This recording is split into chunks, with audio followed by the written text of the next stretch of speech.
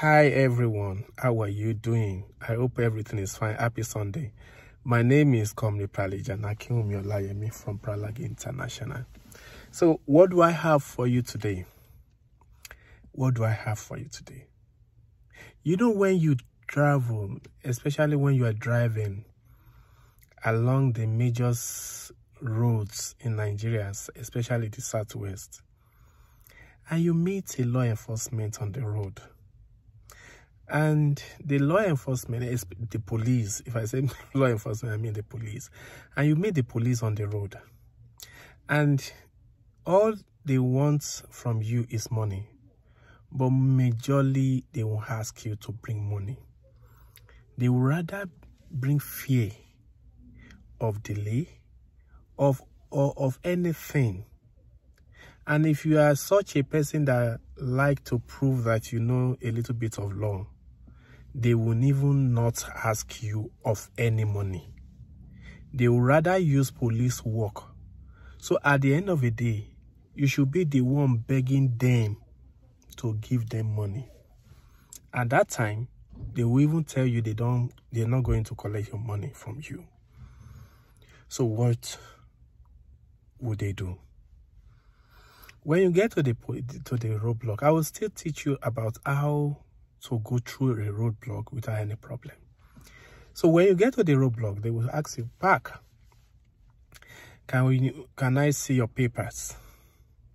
If you are the one or the type that knows that the road safety have the mandate to check my driver license, and you gave them your papers, and the reason in your mind, the reason you are giving them your paper is to be sure that I am the owner of this vehicle. They could even ask you, "Are you the owner of the vehicle?" "Yes." "Can I see your papers? Can I see your ID?" A real police officer that knows the word will say, "Can I see an ID?" Because he knows that whether your driver license or any ID you carry represents your name, and they will tally the name with the papers. But the ones that want to extort, want to use cunning ways to get money from you, and it will ask you, "Can I see your driver license?" And if it's maybe your driver license expired, and then they will say, "Oh, this license is expired." And like I said, if you are the type that knows a little bit of the law and say, "Expired, I will fix it," you are not the road safety. Though I don't encourage you to say it that way. There's a diplomatic way of presenting that. "Oh, expired. Oh, you just did. I've been trying to fix it. So I went there. They said I should come back." So that's not a big deal. He will go ahead and say, "Oh, do you know you have committed a crime?" Come on, officer. What do you mean by coming? Even if it is road safety, I will explain. And if they ask us, "This is a traffic offense," they will give me a fine. "Do you want to give me a fine?" "No, I'm going to take you to court." "Court for what?" "For driver license." "For what, comrade? Police officer, for what?" "Give me a ticket. If you are the one in charge that has a mandate to handle this, give me a ticket. I will go and pay for holding a expired driver license." But because it's not your jurisdiction, it may not go that way. So when you start proving like that, this officer wants to take,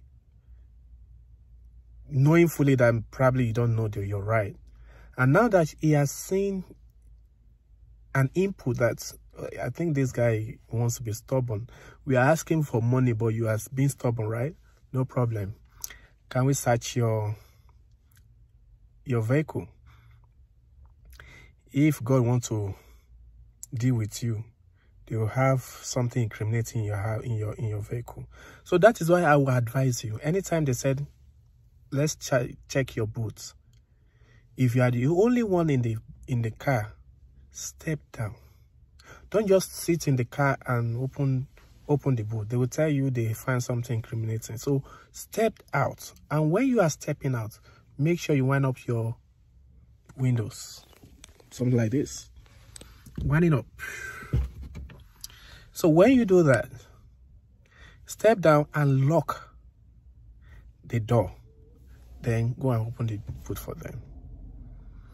Now, at this time around, their mind is calculating. What else can I do to deal with this guy? Another person can come. Okay, we'll call road safety for you right now. I will call a road safety. Shebi, you say it's not our job. I will call road safety for you. It will do.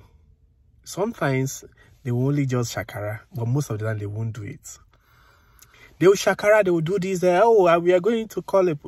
At the end of the day, some of them will say, there must be a way around this. I want to check your engine. You are not the one that registered your engine, right? You are not the one that registered your vehicle when you bought it. In US and everywhere, VIN number is chassis number in Nigeria. VIN number is the identity of the vehicle. They don't have anything to do with the engine number or the whatever number. They don't even open the bonnets. All they need is the VIN number. Put the VIN number with the insurance. They will tell you the history of that 2021, 2000, so they will tell you the data, the name, everything, the year, the model of that vehicle. But in Nigeria, they will say it's a problem. Here, if you even change the engine, if the part of the vehicle is a problem, gives the problem, you change it, no problem about it. But in Nigeria, they will say it's something else, especially the police will accuse you of stealing, or you have stolen something and put in your vehicle. Now, if they want to see a clue or anything, a link to want to extort you, they will say, okay. By the time they are constructing the numbers on your paper and the number written on the engine, some of them don't even know where the engine number is written or engraved in the engine.